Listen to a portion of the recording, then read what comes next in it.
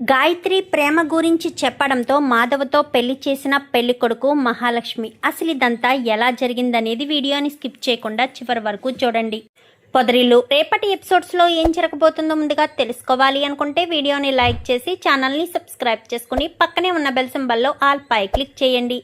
గాయత్రి మాధవ్ ఒకటవ్వాలని మీరు కూడా కోరుకుంటే కామెంట్లో ఎస్ అని టైప్ చేయండి. మొత్తం మీద చూసుకున్నట్లయితే కనుక గాయత్రి మాధవ్ గురించి ఆలోచిస్తూ ఉంటుంది. ఎందుకంటే తను చేతులారా తన జీవితాన్ని తనే నాశనం చేసుకుంటుంది కదా.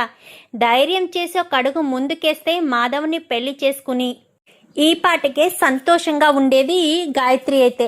కానీ తన తల్లి ఎక్కడ చనిపోతుందేమోనన్న భయంతో, తన తల్లి చాటున పెరిగిన బిడ్డ కాబట్టి ఆ భయంతోనే తను ఇంటిలోంచి బయటికి వచ్చే ధైర్యం చేయదు. ఇప్పుడు ఎంగేజ్మెంట్ కూడా జరిగిపోయింది. నేను నా జీవితాన్ని నాశనం చేసుకున్నట్టేనా? నా బావ ఇంకా నాకు దూరం అయిపోతాడా? నా బావని నేను సొంతం చేసుకోలేనా అన్న ఆలోచనకు వచ్చేస్తుంది మహాలక్ష్మి. అలా ఆలోచిస్తుంది గాయత్రి అయితే. అలా ఆలోచించిన గాయత్రి మాధవ్ ఫోటో చూసుకుంటూ బాధపడుతూ ఉంటుంది. ఇక్కడ మహాలక్ష్మి వాళ్ళకి దగ్గరికి బ్రోకర్ అయితే వస్తాడు. పెళ్ళిళ్ళ బ్రోకర్ వచ్చి, ఏంటి పెళ్లి సంబంధం ఏమన్నా తీసుకొచ్చారా మా అన్నయ్యకి అనగానే, ఆల్రెడీ ఒక మంచి సంబంధాన్ని తీసుకొచ్చాను, దాని దగ్గరికి వెళ్ళి మీ అన్నయ్య చెడగొట్టుకుని వచ్చాడు అనుకున్నాను, కానీ వాళ్ళకి మీ అన్నయ్య బాగా నచ్చాడు, ఆ అమ్మాయి కూడా చేసుకుంటే మీ అన్నయ్యనే చేసుకుంటాను అని చెప్పింది, కానీ ఒక కండిషన్ అని మాత్రం చెప్పింది అనేసరికి, కండిషనా ఏంటా కండిషను అనేసరికి, ఆ కండిషన్ ఏంటో మీరే తెలుసుకోండి, తెలుసుకుని వచ్చి నాకు చెప్తే మీ ఇద్దరి పెళ్లి జరిపించడానికి నాకు అభ్యంతరం లేదు, పెళ్లి ముహూర్తాలు ఇచ్చిపుచ్చుకోవడాలు అన్నీ మాట్లాడేస్తానని పెళ్ళిళ్ళ బ్రోకర్ కాస్త వెళ్ళిపోతాడు. వెళ్ళిపోయేసరికి ఏమై ఉంటుంది అన్నయ్య, ఆ కండిషన్ ఏమై ఉంటుంది అనగానే, అదే కదా నాకు అర్థం కావట్లేదు, నువ్వు వదిన వెళ్ళి ఆ కండిషన్ ఏంటో తెలుసుకుని రండి, అప్పుడు అన్నయ్య పెళ్ళి ఆ గాయత్రి పెళ్లి కంటే ముందే చేసేద్దాము, లేదంటే అన్నయ్య ఇలానే బాధపడుతూ ఉంటాడు, పైగా ఆ పెళ్లి కూతురు గారెలు సరిగ్గా వేయలేదు అని చెప్పి గారెలు కూడా నేర్పించాడు కదా, అన్నయ్యకి ఎంతో కొంత ఇంట్రెస్ట్ ఉండే ఉంటుంది, పైగా గాయత్రికి ఎంగేజ్మెంట్ అయిపోయింది కాబట్టి గాయత్రి గురించి అన్నయ్య ఆలోచించడు అన్న ఉద్దేశంతో ఇంకా కేశవ కన్నా వీళ్ళిద్దరూ ఆలోచించుకుని చక్రికి చెప్తాడు. సరే అని మరుసటి రోజు ఉదయాన్నే మహాలక్ష్మి చక్రి ఇద్దరు కూడా బ్రోకర్ని తీసుకుని ఆ ఇంటికి సరాసరి వెళ్తారు. వెళ్ళిన తర్వాత టీ పెట్టి తీసుకొచ్చిన తర్వాత టీ తాగి, చాలా బాగుంది టీ, మరి గారెలేవి అంటూ ఇంకా చక్రి అడగగానే, మీ అన్నయ్య రాలేదు కదా, మీ అన్నయ్య వస్తే నాకు వెయ్యడం రాకపోతే మీ అన్నయ్య నేర్పిస్తాడు, ఇప్పుడు మీ అన్నయ్య రాలేదు కాబట్టి నేను వెయ్యలేదు అని చెప్పనేసరికి నవ్వుకుంటారు. నవ్వుకునేసరికి, అయ్యా ముసుగులో గుద్దులాట ఎందుకు, మీరేదో కండిషన్ అన్నారు కదా, ఆ కండిషన్ ఏంటో చెప్తే వాళ్ళు ఏమంటారో మీరేమంటారో తేలిపోతుంది కదా అని చెప్పి పెళ్ళిళ్ళ బ్రోకర్ అనడంతో, ఏముందయ్యా మా అమ్మాయి పెళ్లి చేసుకుని ఆ ఇంట్లోకి రాను అంటుంది, మాధవ్ భర్తగా కావాలి కానీ ఆ ఇంట్లోకి వచ్చి కోడలుగా అడుగు పెట్టలేను, అంతమంది మగవాళ్ళ మధ్య ఉండలేను అని చెప్పి ఆ అమ్మాయి చెప్తుందయ్యా, అదే మీ అన్నయ్యని పెళ్లి చేసుకున్న తర్వాత మేము వేరే కాపురం వెళ్ళిపోతాము, ఈ కండిషన్కి మీకు ఓకే అయితే నాకు పెళ్లి చేసుకోవడంలో ఎలాంటి అభ్యంతరం లేదని పెళ్లి కూతురు చెప్తుంది. ఒక్కసారిగా పెళ్ళిళ్ళ బ్రోకర్కి కూడా ఈ విషయం తెలియదు. ఎందుకంటే వీళ్ళ నలుగురు అన్నదమ్ములు అలాగే తండ్రి మధ్య ఎంత ఆప్యాయత ఉందో పెళ్ళిళ్ళ బ్రోకర్కి తెలుసు. అదే కండిషన్ ముందే పెళ్ళిళ్ళ బ్రోకర్ దగ్గర చెప్పుంటే అతను ఇంతవరకు తీసుకొచ్చేవాడు కానే కాదు. వాళ్ళ పట్ల, వాళ్ళ బాధ్యత పట్ల మాధవ్ ఎంత శ్రద్ధగా ఉంటాడో పెళ్ళిళ్ళ బ్రోకర్కి కూడా తెలుసు కదా. సో ఏంటయ్యా ఏం మాట్లాడుతున్నారు అని చెప్పాను, కానీ అదేనయ్యా అంతమంది ఉన్న ఇంట్లోకి నా కూతురు రాదు అని చెప్తుంది, మీకు ఇష్టమైతే ఓకే అనగానే, అలా ఎలా ఇష్టపడతారు, అసలే మాధవ్కి తమ్ముళ్ళంటే ప్రాణం, తమ్ముళ్ళను వదిలి మాధవ్ ఎక్కడికి రాడు, అలాంటిది మాధవ్ పెళ్లి చేసుకున్న తర్వాత వేరే కాపురం పెడతారా, ఆ మాట కనుక మాధవ్ ఎదురుగా అంటే నాకు పెళ్ళే అవసరం లేదు, తమ్ముళ్లే కావాలని కోరుకునే వ్యక్తి మాధవ, అయినా కుటుంబం నుంచి బయటికి వచ్చేయాలని కోరుకోవడం ఏంటమ్మా, వాళ్ళు ఏమన్నా దుర్మార్గులు అనుకుంటున్నావా ఏంటి అంటూ మాట్లాడేసరికి, ఏదైనా కావచ్చండి అనగానే, నేను మాట్లాడొచ్చా అంటూ మహాలక్ష్మి మాట్లాడుతుంది. మాట్లాడమ్మా తప్పేముంది, చూడు నీకు పెద్ది లాంటి అతను భర్తగా దొరుకుతున్నందుకు చాలా అదృష్టవంతురాలివి. అంతే తప్ప కుటుంబం నుంచి దూరం చెయ్యాలి అని చూస్తే మాత్రం ఎవరూ కూడా ఒప్పుకోరు. ముఖ్యంగా నేను ఒప్పుకోను. ఎందుకంటే పెద్దికి వాళ్ళ తమ్ముళ్ళే ప్రపంచం. తమ్ముళ్ళతోటే తన జీవితం ముడిపడింది. అలాంటి పెద్ది తమ్ముళ్ళను వదిలేసి తన పెళ్ళి, తన సంతోషం, తన సుఖం కోసం ఎప్పుడూ స్వార్థంగా ఆలోచించరు. నేను ఆ ఇంట్లోకి వచ్చి సుమారు నెల రోజులు కావస్తుంది. నేను ఆ ఇంట్లో మగవాళ్ళ మధ్య ఉంటున్నాననేది లేదు. నన్ను మహారాణిలా చూసుకుంటారు. ప్రతి క్షణం వదినమ్మ వదినమ్మ అంటూ వాళ్ళు ఆ ఇంట్లోకి అడుగు పెడితే ఆడపిల్లని కోడలుగా ఎవ్వరు అనుకోరు. వాళ్ళ అమ్మ అడుగు పెట్టింది అని భావించే వాళ్ళే ఉన్నారే తప్ప ఎవ్వరు కూడా నువ్వు కోడలివి, నువ్వు వదినవి అని ఎవ్వరు కూడా అనుకోరు. నువ్వు ఆలోచించుకుని మాకే విషయం చెప్తే మేము ముందుకు వెళ్తామనగానే లేదు, వేరే కాపురం అయితేనే నేను చేసుకుంటాననేసరికి అయితే ఈ పెళ్ళి జరగదు, రండి చక్రి గారు అని చెప్పి అక్కడి నుంచి కాస్త ఇంటికి వచ్చేస్తారు. ఏమైంది వదిన, ఏం జరిగింది అనగానే, ఏమైంది, పెళ్ళి చేసుకుంటే అన్నయ్య మనతో పాటు ఉండకుండా ఆ పెళ్లి కూతురుని తీసుకుని బయట ఎక్కడో ఉండాలి అనేసరికి, అంటే పెద్దన్నయ్య పెళ్లి చేసుకుని మనతో పాటు ఉండడా అంటూ ఇంకా కళ్ళంట నీళ్లు తెచ్చుకునేసరికి, నేను మిమ్మల్ని వదిలి ఎక్కడికి వెళ్తామనుకుంటున్నావురా? అసలు ఆ పెళ్ళిళ్ళ దగ్గరికి ఎవరు వెళ్ళమన్నారు? నేను పెళ్లి చేసుకొని ఏమీ చేసుకోను. నా తమ్ముళ్ళు నా నుంచి దూరం చేసే భార్య నాకు అవసరం లేదు. నా తమ్ముళ్ళే నా ప్రపంచం. అలాంటి నా తమ్ముళ్ళని దూరం చేసే భార్యను నేను ఎప్పటికీ కూడా భార్యగా అంగీకరించను కూడా. నాకు అవసరం లేదు అలాంటి భార్య అంటూ చెప్పడంతో, అది కాదన్నయ్య అనగానే, నోర్మయ్యండి, మిమ్మల్ని నా నుంచి దూరం చేసేది ఎవరూ నాకు అవసరం లేదని చెప్పాను కదా, ఇంకా ఈ పెళ్లి టాపిక్ వదిలేయండి, ఎవరి పనులు వాళ్ళు చూసుకోండి అంటూ మాధవ్ అక్కడి నుంచి వెళ్ళిపోతాడు. పెద్ది ఇంకా గాయత్రినైతే ఇష్టపడుతున్నాడు. గాయత్రి లాంటి అమ్మాయి అయితేనే ఈ ఇంట్లో అందరితో పాటు కలిసిపోయి ఉంటుంది. వేరే వాళ్ళు ఎవరొచ్చినా కానీ ఇంతమంది మగవాళ్ళ మధ్యన ఉండాలి అంటే అస్సలు ఉండనని చెప్తుంది. గాయత్రినే ఏదో రకంగా పెళ్ళికి ఒప్పించాలి అని అనుకుంటూ ఉండగానే గాయత్రి నుంచి మెసేజ్ వస్తుంది, కాల్ మీ మహాలక్ష్మి అని. మెసేజ్ వచ్చేసరికి వెంటనే ఇంకా మహాలక్ష్మి ఫోన్ చేస్తుంది. ఏంటి గాయత్రి, ఎందుకు అలా చేశావు? ఆ రోజు ఒక్క క్షణం నువ్వు ధైర్యం చేసి కాలు గడప ఇవతల పెట్టుంటే పెద్దికి నీకు ఈ పాటికే పెళ్ళి జరిగిపోయి ఉండేది. చాలా సంతోషంగా ఉండేవారు. అలా ఎలా చేసావు మహాలక్ష్మి? నిజంగా నీకు పెద్ది అంటే ఇష్టం లేదా? ఇష్టం లేని దానివి పెళ్లి వరకు ఎందుకెళ్ళావు మహాలక్ష్మి అంటూ మాట్లాడేసరికి, ఏం మాట్లాడుతున్నావు గాయత్రి, ఏం మాట్లాడుతున్నావు మహాలక్ష్మి, నాకు ఇష్టం లేదు అని ఎలా అనుకుంటావు? నాకు బావ అంటే చాలా ఇష్టం. బావ అంటే ప్రాణం నాకు. మా అమ్మ బెదిరించడంతో నేను బెదిరిపోయానే తప్ప, చనిపోతాను అంటే బెదిరానే తప్ప నేను బావను వదులుకోవాలని అనుకోలేదు మహాలక్ష్మి అంటూ గాయత్రి కన్నీళ్లు పెట్టుకుంటుంది. ఇప్పుడు ఎందుకు ఫోన్ చేశావు అనగానే, నేను పెళ్లి కొడుకుతో నేను మా బావని ప్రేమించాను అన్న విషయం చెప్పేయాలనుకుంటున్నాను. తన సహాయంతోనే పెళ్లి చేయమని అడుగుదామనుకుంటున్నాను. ఎందుకంటే ఇష్టం లేని పెళ్లి చేసుకుని నేను బాధపడలేను, తనని బాధ పెట్టలేను. తను నాతో ఏదో మాట్లాడాలి అని చెప్పి అన్నాడంట. మా అమ్మ చెప్పింది, వస్తాడు అని చెప్పింది. అందుకే పెళ్లి కొడుకుతో నేను మాట్లాడతానని కానీ నువ్వు కాదు, మేం మాట్లాడతామని. పెళ్ళికొడుకు ఫోన్ నెంబర్ ఇవ్వనగానే పెళ్ళికొడుకు ఫోన్ నెంబర్ అయితే పంపిస్తుంది. సరే నువ్వు మాట్లాడు మహాలక్ష్మి అని గాయత్రి కాస్త ఫోన్ పెట్టేస్తుంది. చక్రిని తీసుకుని సరాసరి మహాలక్ష్మి పెళ్ళికొడుకు దగ్గరికి వెళ్తుంది. ఏంటి మాట్లాడాలి అన్నారు? ఆ రోజు మీరు రావడం మాకు చాలా సంతోషం అనిపించింది అనేసరికి, మీకు ఒక నిజం చెప్పాలి. ఈ నిజం మీకు ఎవరైనా చెప్పారో లేదో నాకు తెలియదు. నేనెందుకు ఈ నిజాన్ని మీకు చెప్పాలి అనుకుంటున్నానంటే, మిమ్మల్ని మోసం చేయడం మాకు ఇష్టం లేదు కాబట్టి. మీలాంటి వాళ్ళు చాలా గొప్పవాళ్ళు. మీ నాన్నగారు మీరు ఎంతో ఆప్యాయంగా మమ్మల్ని ఆదరించారు, పలకరించారు. కానీ పెద్దిని కూడా చాలా మర్యాదగా చూసుకున్నారు అనగానే, మీరు ఏదో విషయం చెప్పాలని వచ్చారు, ఏ విషయం చెప్పడం లేదు అనగానే, అది మీకు ఎలా చెప్పాలో అర్థం కావట్లేదనేసరికి, మొహమాట పడకండి, అసలు ఏ విషయం చెప్పాలనుకుంటున్నారో చెప్పండి, నేనేమీ అనుకోను అనగానే, అది మేము ఏం చెప్పాలనుకుంటున్నామంటే, గాయత్రి అలాగే ఈ మా పెద్ది అంటే మాధవ్ గారు ఇద్దరు ప్రాణం కంటే ఎక్కువగా ప్రేమించుకున్నారు. మా రెండు కుటుంబాల మధ్య గొడవలు ఉండడం వల్లే వాళ్ళిద్దరికీ పెళ్లి చేయకుండా మోసం చేసి మీకు ఇచ్చి పెళ్లి చేయడానికి సిద్ధపడుతున్నారు.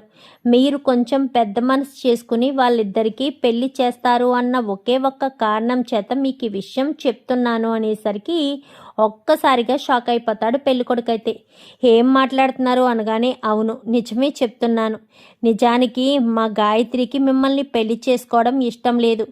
ఎందుకంటే ప్రేమించిన వ్యక్తిని పెళ్లి చేసుకోవాలని ప్రతి అమ్మాయి కోరుకుంటుంది కదా. అలాంటి తప్పుడు మా గాయత్రి కూడా మా అన్నయ్యనే పెళ్లి చేసుకోవాలని అనుకుంటుంది. కానీ మా అత్తయ్య వాళ్ళకి మా కుటుంబానికి ఏయో చిన్న చిన్న మనస్పర్ధలు ఉన్నాయి కాబట్టి దానివల్ల పెళ్లి చేయడానికి అంగీకరించడం లేదు. మీరు కొంచెం పెద్ద మనసుతో వాళ్ళిద్దరికీ పెళ్లి జరిపిస్తే బాగుంటుందని, మీ రుణం ఈ జన్మలో తీర్చుకోలేమని మిమ్మల్ని సహాయం అడుగుతున్నాము. నేనేం సహాయం చేయాలి అంటే, ఇప్పుడు నేను గాయత్రిని మర్చిపోవాలనగానే, చూడు బ్రదర్, ఇప్పుడు మీరు గాయత్రిని మర్చిపోవాలని ఆలోచిస్తున్నారు. రేపన్న రోజున గాయత్రికి మీకు పెళ్ళి జరిగిన తర్వాత గాయత్రి మీతో హ్యాపీగా లేకపోతే అప్పుడు మీరు హ్యాపీగా ఉంటారా? మీరు సంతోషంగా ఉంటారా? ఉండలేరు కదా. ఒక్కసారి ఆలోచించండి. మేము చెప్పేది కూడా మీరు ఒక్కసారి ఆలోచించాలి. ఎందుకంటే పెళ్లి చేసుకున్న తర్వాత మీరు సంతోషం అనేది మీ కళ్ళల్లో ఉండదు. గాయత్రి మనసులో మా అన్నయ్య ఉంటే మిమ్మల్ని పెళ్లి చేసుకుని గాయత్రి ఎందుకు సంతోషంగా ఉంటుంది? అది అర్థం చేసుకోవట్లేదు మీరు అనగానే, అంటే ఇప్పుడు ఏం చేయాలనగానే, మీరు ఏదో రకంగా గాయత్రిని బయటికి అంటే గుడి దగ్గరికి తీసుకొచ్చారనుకో, ఆ గుడిలో మా అన్నయ్యకి గాయత్రికి పెళ్ళి జరిపిద్దాము. పెద్ద మనసు చేసుకుని మీరు పని చేస్తే దయచేసి అర్థం చేసుకుంటారని నేను ఇదంతా చెప్తున్నాను అనేసరికి, సరే వెంటనే మీరు ఏర్పాట్లు చేసుకోండి, నేను గాయత్రితో మాట్లాడి గాయత్రిని తీసుకుని గుడికి వస్తాను అనేసరికి, చాలా థ్యాంక్స్ అండి, మీ రుణం ఈ జన్మలో తీర్చుకోలేము. మీరు ఒక ప్రేమ జంటను కలుపుతున్నారు అనగానే, ప్రేమ జంటను విడదీయడం వల్ల నాకొచ్చేదేముంది? వాళ్ళిద్దరూ హ్యాపీగా ఉండరు, నేను ప్రశాంతంగా ఉండను. అందుకనే వాళ్ళిద్దరి మధ్య ఉన్న ప్రేమ గొప్పది కాబట్టే నేను గాయత్రిని తీసుకొచ్చి గాయత్రికి ఆ మాధవ్ గారికి ఇచ్చి పెళ్లి చేయడానికి నాకు అభ్యంతరం లేదు. కానీ వాళ్ళమ్మ గుడికి వస్తాను అంటే నేనేం చేయాలి అనగానే, ఏదో ఒకటి చెప్పండి, దయచేసి పెళ్లి జరిపించండి, పెళ్లి జరిపిస్తే మీ రుణం తీర్చుకోలేమో అనగానే, ఓకే అర్థమైంది నాకు, నేను పెళ్లి జరిపిస్తాను, మీరేమీ టెన్షన్ పడకండి అని పెళ్లి కొడుకు కాస్త గాయత్రి వాళ్ళ ఇంటికి వస్తాడు. వచ్చేసరికి, ఏంటి బాబు ఇలా వచ్చారు అనగానే, గాయత్రిని తీసుకుని గుడికి వెళ్దాము అనుకుంటున్నాను అనేసరికి, గుడికి ఎందుకు బాబు అని చెప్పనగానే, అదేంటండి, మా ఇద్దరికి ఎంగేజ్మెంట్ జరిగింది అంటే సగం పెళ్ళి అయిపోయినట్టే. గాయత్రిని తీసుకుని నేను గుడికే కదా వెళ్తాను అని చెప్తున్నాను. ఏదో హనీమూన్కి వెళ్తాను అన్నట్టు మాట్లాడతారేంటి? గుడికి కూడా ప్రశాంతంగా వెళ్ళనివ్వరా మమ్మల్ని? గుడిలో కూడా మాట్లాడుకోనివ్వరా? పెళ్ళికి ముందు మాట్లాడాలని మాకు చిన్న చిన్న కోరికలు ఉంటాయి కదా.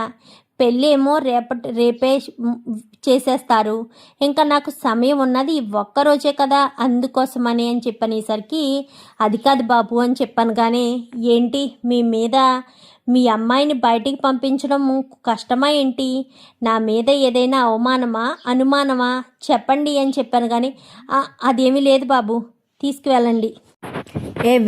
వెళ్ళి చీర కట్టుకుని అబ్బాయి గుడికి తీసుకువెళ్తాడంట, వెళ్ళండి అనేసరికి, వెళ్ళండి గాయత్రి గారు, వెళ్ళి చీర కట్టుకుని రండి, మిమ్మల్ని గుడికి తీసుకెళ్తాను అనగానే ఇంకా లోపలికి వచ్చి తలుపులు వేసుకుంటుంది.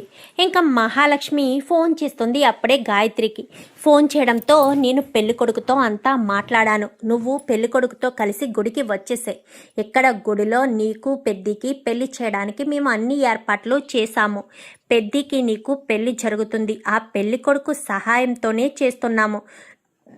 నువ్వేమీ నవ్వుతూ ఉండకు, బాధపడుతూనే ఉండు, లేదంటే మీ అమ్మకు అనుమానం వస్తుంది. పెళ్ళికొడుకంటే ఇష్టం లేనప్పుడు పెళ్ళికొడుకుతో సంతోషంగా వెళ్తుంది ఏంటి అన్న అనుమానం మీ అమ్మకు వచ్చినా వస్తుంది అని చెప్పి ఇంకా మహాలక్ష్మి చెప్పేసరికి సరే మహాలక్ష్మి అని గాయత్రి కాస్త గదిలోకి వెళ్ళి రెడీ అవుతుంది. బాగా హెవీగా ఏమీ రెడీ అవ్వదు, నార్మల్గానే రెడీ అయ్యి తన ఆధార్ కార్డు ఇంకా సర్టిఫికెట్స్ ఏం చేస్తుందంటే చీరలో అంటే చీర చెంగుకి దాచిపెట్టేస్తుంది. అంటే వెనక నుంచి ఒక చోట పెట్టి దాచిపెట్టేసేసరికి కనిపించకుండా సర్టిఫికెట్స్ అన్నీ కూడా ఫోల్డ్ చేసి తను చక్కగా కనిపించకుండా దాచిపెడుతుంది. ఎందుకంటే ఆధార్ కార్డు లేకపోతే ఇబ్బంది పడాల్సిన పరిస్థితి వస్తుంది కదా. ఆల్రెడీ మహాలక్ష్మి పడుతుంది కాబట్టి గాయత్రి ఆ ఇబ్బంది పడకూడదన్న ఉద్దేశంతో ముందే చెప్పింది కాబట్టి అవన్నీ తెచ్చుకుంటుంది. అవన్నీ చిన్నగా ఫోల్డ్ చేసి ఒక దాంట్లో పెట్టుకుని బయలుదేరతారు. బయలుదేరేసరికి ఎందుకో తాయారుకు అనుమానంగానే అనిపిస్తుంది. కానీ ఏం చేస్తాం, పెళ్లి కొడుకు వచ్చాడు వెళ్ళొద్దు అంటే బాధపడతాడు. పైగా ఎంగేజ్మెంట్ అయిపోయింది, ఇంకా ఏం చేయాలో అర్థం కాక సర్లే అని సైలెంట్గానే కూర్చుని ఉంటుంది. కూర్చుని ఉండేసరికి ఇంకా వీళ్ళంతా కూడా అక్కడ ఏర్పాటు చేస్తారు. ఎందుకు మహాలక్ష్మి ఇవేమీ వద్దు అనగానే పెద్ది ఈ ఒక్కసారి ఖచ్చితంగా ఇప్పుడు వర్కౌట్ అవుతుంది పెద్ది, నీకు తనకు ఖచ్చితంగా పెళ్ళి అవుతుంది. ఈసారి వర్కౌట్ కాకుండా చేయడం ఎవరి వల్ల సాధ్యం కాదు. ఖచ్చితంగా వర్కౌట్ అవుతుంది పెద్ది, నా మాట వినండి అని బలవంతంగా ఒప్పించి గుడికి తీసుకొస్తుంది. అదే పంతులుంటాడు. ఏంటి ఇవేళ కూడా పెళ్లి కూతురు వస్తుందా అనగానే వస్తుంది, ఈరోజు ఖచ్చితంగా వస్తుంది, ఈరోజు ఖచ్చితంగా వీళ్ళిద్దరికీ మీరు పెళ్లి చేస్తారు పంతులు గారు, చూస్తూ ఉండండి అనగానే చూస్తూ ఉండడం తప్ప చేసేదేముంది బాబు, సంభావన ఇస్తారు కదా, ఇచ్చినందుకు రావాలి కదా, అందుకే వచ్చి ఉంటాను కదా. సరే పెళ్లి కూతురు రానివ్వండి అప్పుడు మొదలు పెడతానని కానీ పెళ్లి కూతురు వచ్చేస్తుంది పంతులు గారు అనేసరికి ఏంటి పెళ్లి కూతురు వచ్చేస్తుందా అనగానే అవును వచ్చేస్తుంది అనేసరికి మెట్ల మీద ఉంటుంది. ఇంకా పంతులు మంత్రాలు చదువుతూ ఉత్సాహం వచ్చేస్తుంది. ఇంకా మాధవ్ కూడా తన ముఖంలో చిరునవ్వు ఉంటుంది. చిరునవ్వు ఉండడంతో గబగబా పెళ్లి కూతుర్ని లోపలికి తీసుకువెళ్ళి బొగ్గను చుక్కన పెట్టి బాస్కం వేసి తలలో పువ్వులు పెట్టి తీసుకొచ్చి కూర్చోపెడుతుంది మహాలక్ష్మి. అమ్మా వచ్చావా, మనస్ఫూర్తిగా ఈ పెళ్ళి ఆగకుండా జరగాలని కోరుకోమ్మా అనగానే అలాగే పంతులు గారు అనేసరికి ఇంకా చాలా థ్యాంక్స్ బ్రో అని పెళ్ళికొడుకు దగ్గరికి వెళ్తాడు. ప్రేమించిన వాళ్ళని కలపడంలో ఒక తృప్తి ఉంటుంది. వాళ్ళిద్దరినీ విడదీసి నేను గాయత్రిని పెళ్లి చేసుకుంటే మాత్రం గాయత్రి నా దగ్గర సంతోషంగా ఉంటుందా? ఇప్పటి వరకు గాయత్రిని నేను ఇన్నిసార్లు చూశాను, తన ముఖంలో చిరునవ్వు కనిపించలేదు. మీ అన్నయ్య పక్కన పెళ్లి కూతురుగా కూర్చోవడంతో చూడు తన ముఖం ఎంత కాంతివంతంగా మెరిసిపోతుందో, తన ముఖం ఆనందంతో వెల్లువిరుస్తుంది. ఈ సంతోషమే కదా ఆడపిల్లకి ఆభరణం లాంటిది.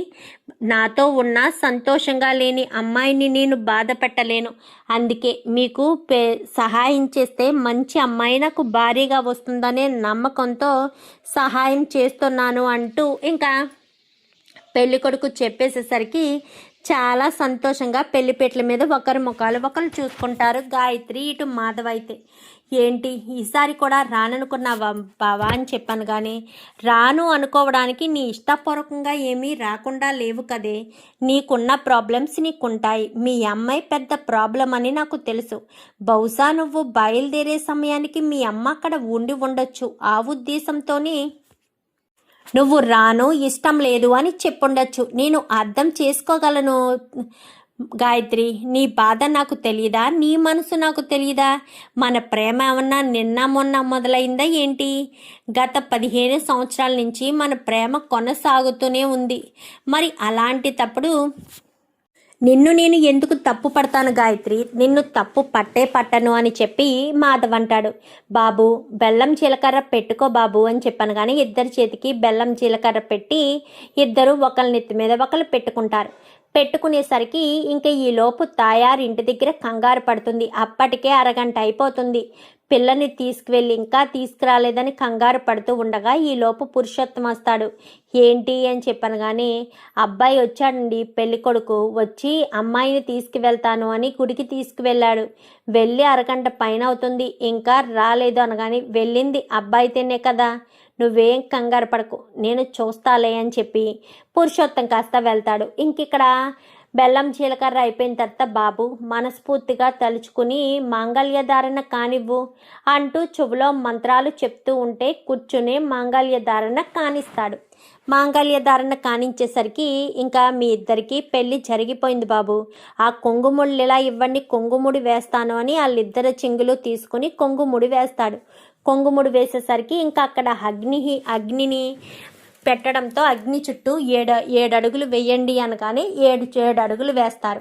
ఇంకా అలా వేసేసరికి ఇంకా పంతులు గారైతే మీరు ఎప్పుడూ సంతోషంగా ఉండండి బాబు, ఈ అబ్బాయి చాలా మంచివాడని నేను విన్నాను, ఈ అబ్బాయిని జాగ్రత్తగా చూసుకోమ్మా అని ఇద్దరిని ఆశీర్వదించి అక్షింతలు వేస్తాడు. చాలా థ్యాంక్స్ అండి అని ఇద్దరు కూడా పెళ్లి కొడుక్కి నమస్కారం చేస్తారు. అయ్యో మాధవ గారు, మీ మంచితనం ముందు నా మంచితనం ఎంత? ప్రేమించిన అమ్మాయి ఎదురుగా ఉన్న తన గురించి ఏ మాత్రం చెడ్డగా చెప్పలేదు. మా నాన్న ఇంటికొచ్చి కూడా అదే చెప్పారు. కానీ మీరే మీరు ఇద్దరు ప్రేమించుకున్నారన్న విషయం తెలిసాక నాకు చాలా బాధ కలిగింది. ఏదో రకంగా మీ పెళ్లి జరిపించాలి, మీ ఇద్దరికి నేను సహాయం చేయాలి అన్న ఒకే ఒక్క కారణం చేత నేను మీ ఇద్దరికి సహాయం చేయడానికి సిద్ధపడ్డాను అని చెప్పి ఇంకా పెళ్ళికొడుకు అయితే అక్కడి నుంచి వెళ్ళబోతూ ఉండగా అప్పుడు వస్తాడు పురుషోత్తం. అయితే ఏంట్రా ఏం చేసావు అని చెప్పాను. కానీ చూడండి అంకుల్, వాళ్ళిద్దరికీ పెళ్లి జరిగింది, మీరు ఇంకా ఏం మాట్లాడకండి. వాళ్ళిద్దరూ ప్రేమించుకున్న తర్వాత మీరెవరు విడదీయడానికి? అయినా వాళ్ళిద్దరూ ఒకరంటే ఒకరు ఇష్టపడి ప్రేమించి పెళ్లి చేసుకుంటుంటే మీరెందుకు అడ్డు చెప్తున్నారు? వాళ్ళ గురించి ఆలోచించరా మీరు? ఎంతసేపు మీ స్వార్థం గురించేనా? మీ అమ్మాయి వేరే అబ్బాయిని ప్రేమించింది అన్న విషయం తెలిస్తే నేను అసలు దుబాయ్ నుంచే వచ్చేవాడినే కాదు. అయినా వేరొక అబ్బాయిని ప్రేమించిన అమ్మాయితో నేనెలా సంతోషంగా ఉంటానండి? అది మీరు ఆలోచించరా? మీ అమ్మాయి గురించి మీరు ఆలోచించరా? మీ పంతాలు, మీ పట్టింపులు ఇవే ముఖ్యమా మీకు? చాలా తప్పు అంకుల్. మీరు మీ అమ్మాయి గురించి కూడా ఆలోచించాలి. పిల్లల్ని పెంచుతున్నాము, వాళ్ళ కోసం డబ్బు సంపాదిస్తున్నాము అని కాదు, వాళ్ళ సంతోషం కూడా మనం తెలుసుకోవాలి. వాళ్ళు ఎక్కడుంటే సంతోషంగా ఉంటారు, ఎవరితో ఉంటే సంతోషంగా ఉంటారు, ఏ విధంగా ఉంటే సంతోషంగా ఉంటారు, అది తెలుసుకోండి ముందు అని చెప్పి ఇంకా పెళ్ళికొడుకు కాస్త చెప్పేసేసరికి ఇక గాయత్రి దగ్గరికి వెళ్ళి గాయత్రి చంప మీద కొడదామని ఇలా చెయ్యెత్తేసరికి మాధవ్ చేయి పట్టుకుంటాడు. చూడు మావయ్య, గాయత్రి ఇప్పుడు నా భార్య, నీకు ఇష్టం ఉన్నా లేకపోయినా గాయత్రి నా భార్య ఒంటి మీద చేయి వేస్తే నేను అస్సలు ఊరుకోను. మేమిద్దరం పెళ్లి చేసుకున్నాం, మీరు ఒప్పుకున్నా ఒప్పుకోకపోయినా మేము కలిసే జీవించాలనుకుంటున్నాం. దయచేసి మమ్మల్ని వదిలిపెట్టండి, మా నాన్న మమ్మల్ని బ్రతకనివ్వండి, దయచేసి అర్థం చేసుకోండి అని చెప్పి మాట్లాడేసరికి ఇంకక్కడి నుంచి రాన్నయ్య, నువ్వు వీళ్ళ మూర్ఖులు, వీళ్ళతో ఎంత మాట్లాడినా అనవసరమే, వీళ్ళ ఎప్పటికీ మనసులు అర్థం చేసుకోరు. కూతుర్ని గొప్పగా పెంచాము, ఏ లోటు లేకుండా చూసుకుంటాము అంటారే తప్ప వీళ్ళ చేసేవన్నీ ఇలాంటి పనులే, వీళ్ళ గురించి మనం ఆలోచించడం కూడా తప్పే అంటూ ఇంకా వాళ్ళు ఇద్దరు కూడా మాట్లాడేసరికి సరే అని ఇంకేం మాట్లాడకుండా అక్కడే ఇంకా కోపంతో ఇంటికి వెళ్ళిపోతాడు పురుషోత్తం. అయితే ఇంకా వీళ్ళంతా ఇంటికి వచ్చేస్తారు. ఇంటికి వచ్చేసరికి ఏంటి తాళం వేసుకుని అందరూ కట్టుకుని ఎక్కడికి వెళ్ళారు అని అంటూ ఉండగానే వీళ్ళంతా పక్క తప్పుకునేసరికి పెళ్లి కొడుకు పెళ్లి కూతురు నిలబడి ఉంటారు. వాళ్ళని చూసి ఒక్కసారిగా నారాయణ అయితే ఏంట్రా పెళ్లి చేసుకుని వచ్చేసావా? శబాష్ మేనకోడలా, ఇప్పటికైనా ధైర్యం చేశావు. మీ మేనకోడలేమీ ధైర్యం చేయలేదు. ఆ పెళ్లి కొడుకున్నాడు కదా, ఆ పెళ్లి కొడుకు సహాయంతో పెళ్లి చేశాము. ఆ పెళ్లి కొడుక్కి వీళ్ళిద్దరూ ప్రేమించుకున్నారని చెప్తే పెళ్లి కొడుకే సహాయం చేశాడని, కానీ మంచి వ్యక్తి, గొప్ప తండ్రి, గొప్ప కొడుకు అన్నమాట అని చెప్పి నారాయణ కాస్త మెచ్చుకుంటాడు. చూద్దాం మరి రాబోయే ఎపిసోడ్స్లో ఇలాగే జరగాలని మీరు కూడా కోరుకుంటే వీడియో నచ్చితే లైక్ చేసి ఛానల్ని సబ్స్క్రైబ్ చేసుకోండి. Thank you for watching.